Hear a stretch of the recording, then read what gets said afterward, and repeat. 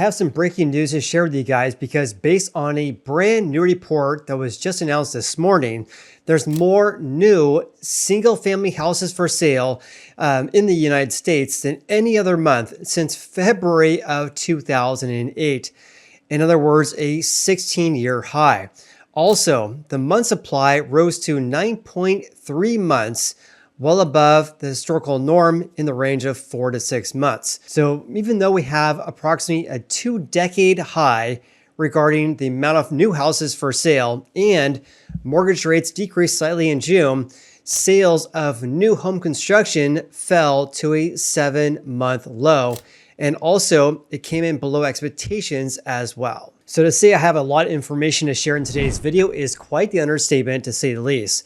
This is based on a brand new report from the US Census Bureau and also HUD, just announced at 7 a.m. Pacific Standard Time on Wednesday, July 24th. This covers sales and also inventory levels and home prices regarding new home construction in the US for the month of June. And by the way, a friendly reminder, a sale as defined by the US Census Bureau is when a deposit is taken from a home builder, from a home buyer, or a sales agreement signed between the home builder and home buyer.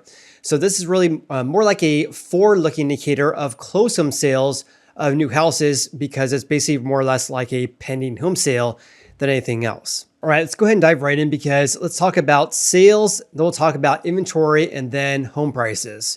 This table right here is in thousands of units, is also annualized. It's also seasonally adjusted as well. So for the month of June, there was 617,000 new home construction sales. That could be a house that is not even started yet. In other words, you place a deposit down on a dirt lot and the home builder builds it approximately 6 to 12 months from now. So a new home sale can be a dirt lot, or it could be a house under construction, or a completed house as well. In any case, for the month of June, there was 617,000. That was the sales pace in June. That's down 0.6% from last month and down by 7.4% year over year. And like I mentioned, the forecast was calling for 639,000. So it came in well below the forecast and also below the previous reading, which was at 621,000. So the street was basically forecasting for a rise in sales, where in fact in June it came in below that at just under 620,000. Also, something to consider as well is that maybe two things really. Is that number one here is that mortgage rates decrease. So again, this is based on contracts being signed for the month of June. So let's have a look at average monthly rates according to Freddie Mac. This is on our good Uncle Fred's website. So the monthly rate for people with great credit, according to Freddie Mac, for the month of June, 6.92% for a 30-year fix. That is a 3-month low, the lowest levels we've had going back to March this year. Therefore, despite a decrease in rates, home sales still fell.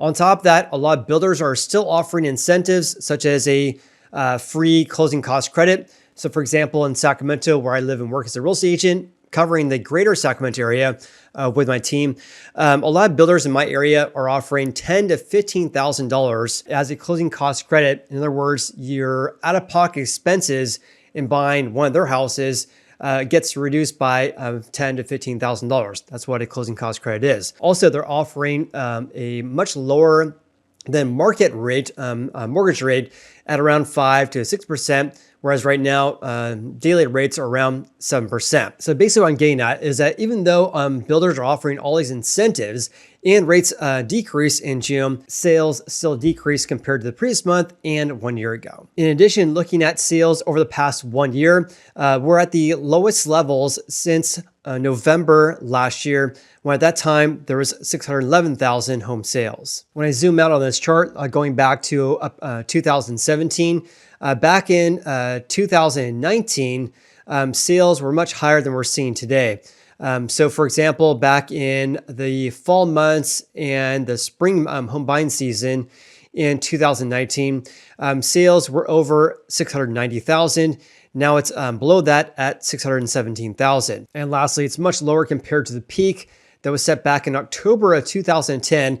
Back then, the sales pace was at 1,000,000 31,000. Now we're approximately what, 40% below that right now. Going back to the census report here, let's look at how each of these 4 major regions fare, because there's some very big differences.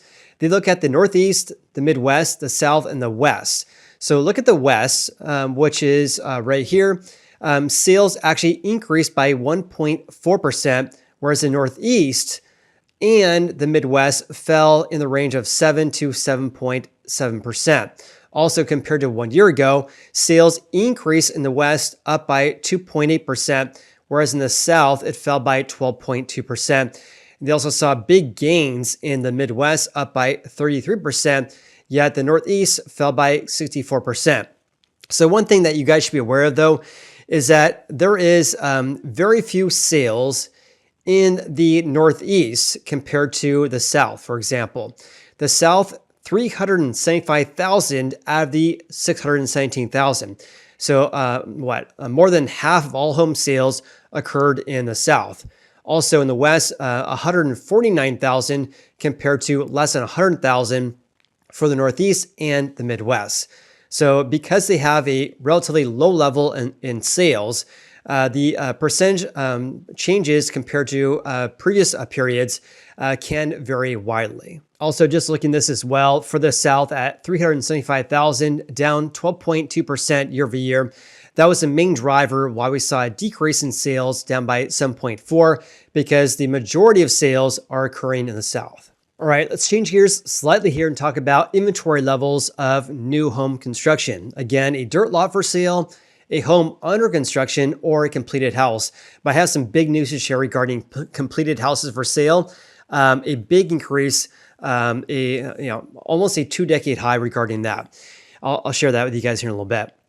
In any case, looking at the amount of houses for sale, that was at 476,000. That's approximately a 16-year high, up slightly from the previous period, which was back in May, and up by double digits compared to June of 2023. Also, the month supply increased by 21% year over year. Now we're sitting at a 9.3 month supply, quite a bit higher compared to historical norms, are in the range of 4 to 6 months, not 9.3 months. Also, to provide some context regarding this figure at 9.3 months, the all-time record low was set back in August of 2020. Back then, the month supply was only at 3.3 months. So right now, we're basically 3 times that at 9.3. Also, the all-time record high, though, was at 12.2 months. That was set back in January of 2009. All right, let's have a look at our good Uncle Fred, looking at the amount of houses for sale, or new houses for sale, 476,000, the highest level since February of 2008. Absolutely insane. It's also lower, though, compared to the peak that was set back in June, July of 2006. At 572,000. So we're basically 100,000 away compared to the run up to the Great Recession. Let's have a look at the month supply at 9.3 months, going back to the year of 2000.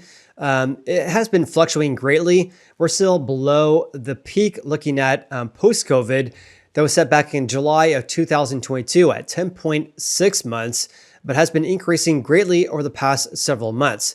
Also at 9.3 months, this is well above pre-COVID levels.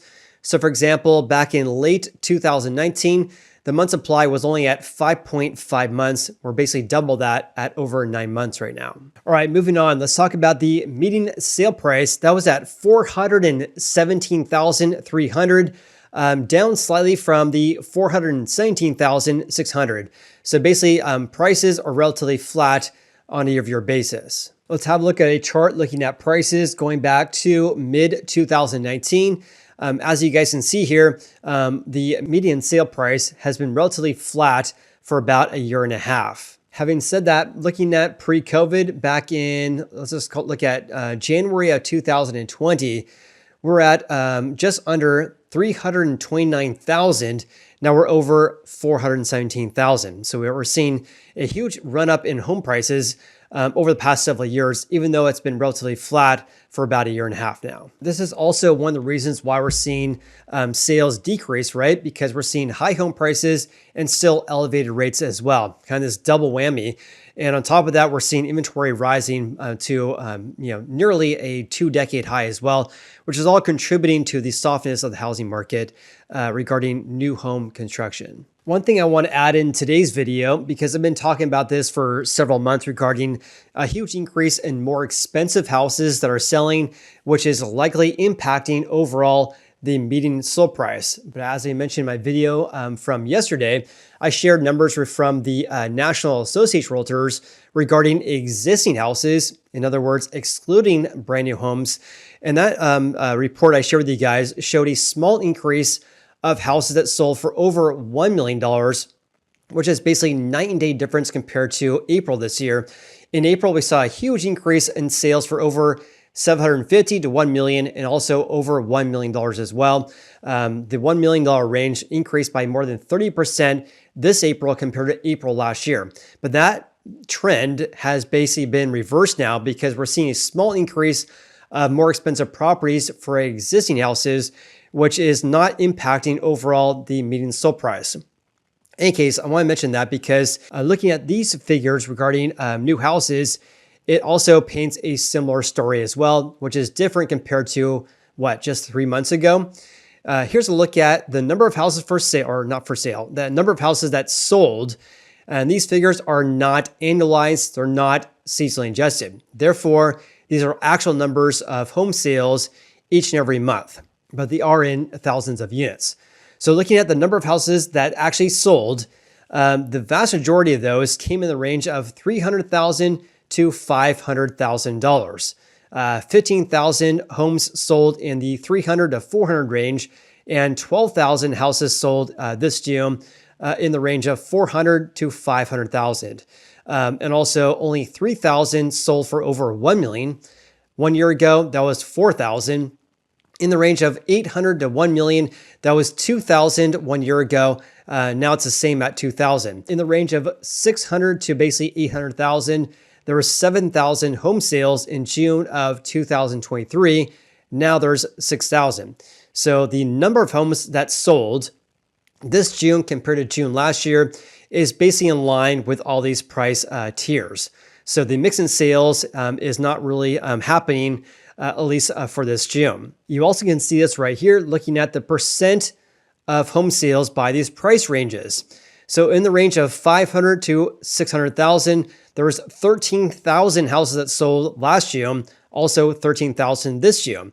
In the range of 600 to 800,000, 12,000 compared to 11,000 now. 4,000 sold this June in the range of $800 to $1 million, the same compared to this June. Also, more expensive properties for over $1 million that sold was 6,000 in June of 2023. Now it's at 5,000. So to summarize here, the number of home sales and the distribution of home sales is more or less unchanged compared to 1 year ago. So in my opinion, this is just my opinion, so please leave me a comment below regarding this. It would be inaccurate to say that June's median sale price is being supported by more expensive new home sales. Again, this is much different compared to previous months in which we saw a huge increase of more expensive properties selling, especially regarding the resale market for existing houses. But right now, at least for the month of June, regarding new home construction, as well as existing houses as well, we're not seeing a surge of more expensive properties, which is having a lesser impact regarding the median sale price overall. Therefore, since we are no longer seeing a strong growth rate of basically $1 million properties, the mix in sales is not impacting the overall median sale price. Again, just my opinion. And of course, I'll keep you posted because I'm just sharing June's numbers, right? It could change next month. It could change later this year. But based on the data we have today, based on June's figures, it's basically unchanged compared to 12 months ago. All right, moving on. Let's talk about the number of homes that sold by stage of construction. So this is not yet started. In other words, you buy a house, that's a dirt lot, and then the home builder starts building the house after you get your offer accepted. That is not yet started. You can buy a house under construction, and of course, you can buy a completed house as well. So again, for the month of June, the sales pace 617,000, only 74,000 were not yet started.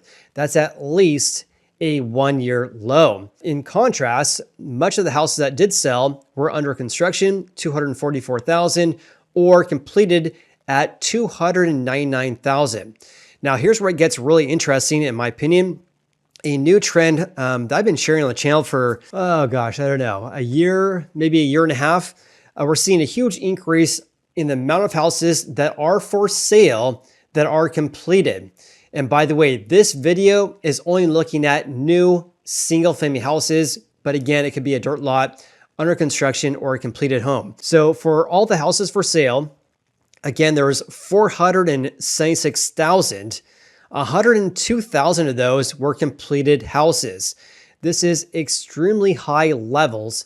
And on top of that, has been on the rise every month so far this year. Now, the reason why this is such a big deal is that if builders are building houses and they have all these costs associated with building that house, buying the land, paying all their contractors, paying for all the fit and finishes inside the house, there's a lot of sunken costs in a completed house. So if home builders start seeing this environment in which home buyers are not willing to pay for their completed houses, that's going to be a red flag for home builders. It's much different if, let's just say, dirt lots are not selling. If those are surging, there's not a lot of sunken costs that builders are or have paid for a dirt lot compared to a completed house, if that makes sense. Let's have a look at our good Uncle Fred. 102,000 new single family houses that are completed and they're still for sale. That's the highest amount since October of 2009. In other words, basically a 15-year high as well. So for example, back in October of 2009, 106,000 compared to 102,000 right now. So even though we're, very high levels, I mean, extremely high levels, we still have a long ways to go compared to the peak that was set back in September of 2007, 194,000 completed houses for sale. On the other side of the coin here, looking at the 5-year chart, the all-time record low was set back in February of 2022 at only 31,000 completed houses for sale. Now it's basically 3 times that, or over 3 times that, at around 102,000. So basically the trajectory over the past 2 years has basically been going straight up. And with that said, if you guys got any value out of today's video, then please hit the like button. Also, please consider subscribing as well. I post frequent housing market updates so you guys can be more informed about whether you should be buying or selling a house right now. And of course, every real estate market is different. Areas in the Midwest, the Northeast, and in California still have relatively strong housing markets, whereas areas like Idaho, Denver, Phoenix, Austin, Texas, the Florida housing market as well, experiencing big challenges right now due to the huge increase in supply compared to pre-COVID levels, whereas the Northeast still have relatively low levels of houses for sale, down by over 60%, whereas Florida in general has more homes for sale compared to 2019. Every housing market is different. In any case, if you guys got any value out of today's video, please hit the like button. I greatly appreciate that. Hope you have an amazing day, and we'll see you in the next video. I appreciate you.